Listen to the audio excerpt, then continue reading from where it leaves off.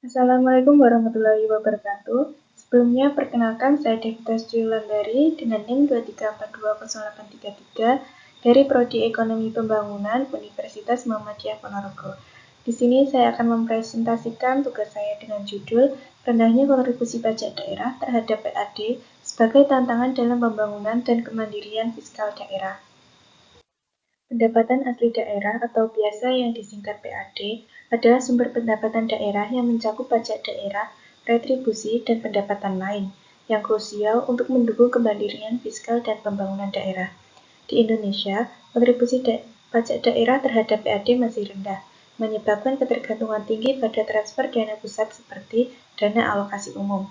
Menurut Kementerian Keuangan tahun 2024, kontribusi pajak daerah terhadap PAD nasional hanya sekitar 28% pada tahun 2023, dengan proyeksi naik tipis menjadi 30% pada tahun 2024 menurut laporan APBN pada tahun 2024. Selanjutnya, pada data BPPS tahun 2023 menunjukkan bahwa PAD keseluruhan hanya mencapai 15–20% dari total anggaran daerah, di mana pajak daerah menyumbang kurang dari sepertiganya. Beberapa penyebab rendahnya kontribusi pajak daerah antara lain yaitu rendahnya kesadaran dan kepatuhan masyarakat, kelemahan sistem pemungutan pajak, ketidakseimbangan ekonomi daerah, dan kurangnya koordinasi antar pemerintah pusat dan daerah. Selanjutnya, kita lihat kondisi real di Indonesia. Kontribusi pajak daerah terhadap PAD di Indonesia masih tergolong rendah dan menunjukkan variasi yang cukup besar antar wilayah. Misalnya di Provinsi Jawa Tengah, kontribusi pajak daerah terhadap PAD mencapai sekitar 35% pada tahun 2023, sedangkan di Papua hanya sekitar 10%, menurut data dari BPS pada tahun 2024. Secara nasional, tren kontribusi pajak daerah menunjukkan peningkatan dari tahun ke tahun, yakni 20% pada tahun 2020 menjadi 28% pada tahun 2023, dengan proyeksi mencapai 30% pada tahun 2024 berkat pelaksanaan reformasi perpajakan daerah.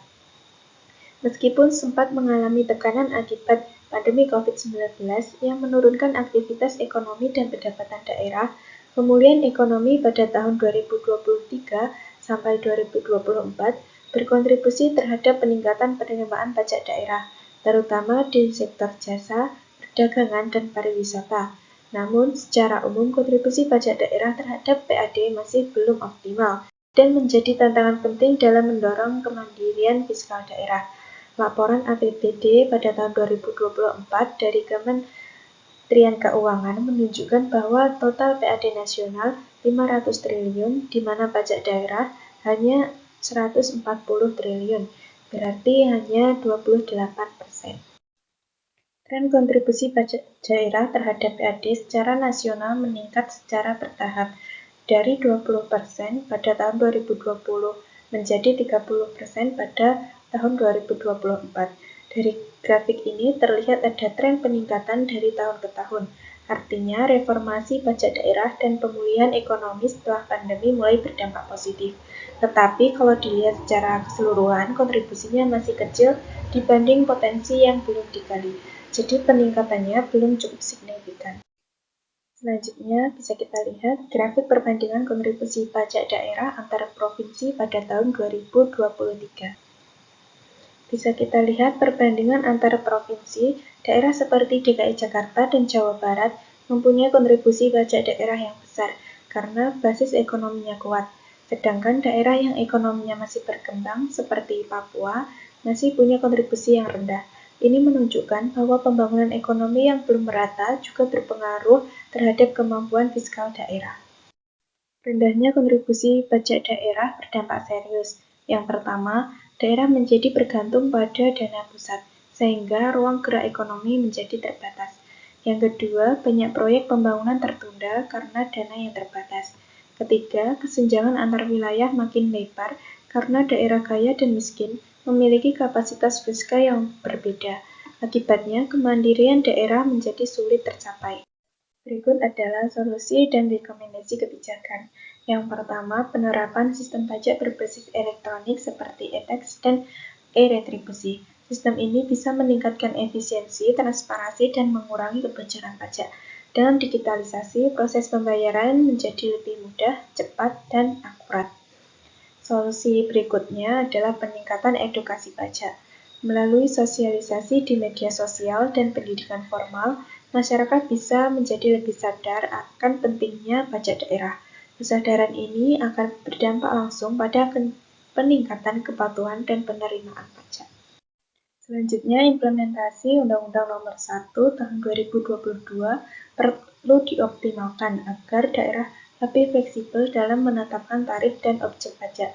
Selain itu, perlu ada sinergi antara kebijakan pusat dan daerah agar tidak terjadi tumpang tindih dalam pengelolaan pajak. Yang selanjutnya, pemerintah pusat dapat memberi insentif fiskal kepada daerah yang berhasil meningkatkan kontribusi pajaknya. Insentif ini bisa berupa tambahan dana transfer atau penghargaan fiskal, sehingga daerah lain termotivasi untuk berinovasi dalam pengelolaan pajak. Selanjutnya, diversifikasi basis pajak. Untuk memperluas sumber PAD, daerah bisa menggali potensi pajak baru di sektor ekonomi digital, pariwisata, dan jasa keuangan. Dengan cara ini, PAD tidak hanya bergantung pada sumber-sumber konvensional seperti PBB atau pajak kendaraan. Selanjutnya, penguatan kapasitas aparatur pajak daerah. Petugas pajak daerah juga perlu ditingkatkan kompetensinya melalui pelatihan dan sertifikasi. Dengan aparatur yang profesional dan akuntabel, pemungutan pajak bisa berjalan lebih efektif dan bisa dipercaya oleh masyarakat. Penerapan kebijakan tadi bisa kita lihat pada DKI Jakarta dan Jawa Barat yang sukses digitalisasi pajak daerah. DKI Jakarta menjadi contoh keberhasilan dalam meningkatkan kontribusi pajak daerah melalui penerapan sistem Jakarta Tax Online sejak tahun 2019. Sistem ini memudahkan masyarakat membayar pajak hotel, restoran, liburan, parkir, dan reklame secara digital. Penerapan sistem daring ini meningkatkan transparansi dan efisiensi pemungutan, sehingga kontribusi pajak daerah terhadap PAD naik dari 45% pada tahun 2020 menjadi 52% pada tahun 2023. Keberhasilan ini menunjukkan bahwa inovasi digital berperan besar dalam memperkuat kemandirian fiskal daerah. Selanjutnya, pada Provinsi Jawa Barat juga menunjukkan hasil serupa melalui program Samsat Digital Nasional dan EPBB yang memfasilitasi pembayaran pajak kendaraan bermotor dan pajak bumi bangunan secara daring. Kolaborasi antara pemerintah provinsi, Bapenda, dan Bank BJB membuat layanan pajak menjadi lebih cepat, mudah, dan transparan. Penerimaan pajak daerah Jawa Barat meningkat rata-rata 12% per tahun antara 2021 hingga tahun 2023, mencerminkan peningkatan kepatuhan masyarakat terhadap pajak. Kesimpulannya, rendahnya kontribusi pajak daerah menunjukkan lemahnya kapasitas fiskal dan tata kelola keuangan daerah. Hal ini berdampak pada lambatnya pembangunan ekonomi dan ketergantungan pada pusat. Untuk memperbaiki kondisi ini dibutuhkan reformasi menyeluruh melalui digitalisasi, edukasi pajak, dan sinergi pusat daerah agar kemandirian fiskal benar-benar bisa terwujud.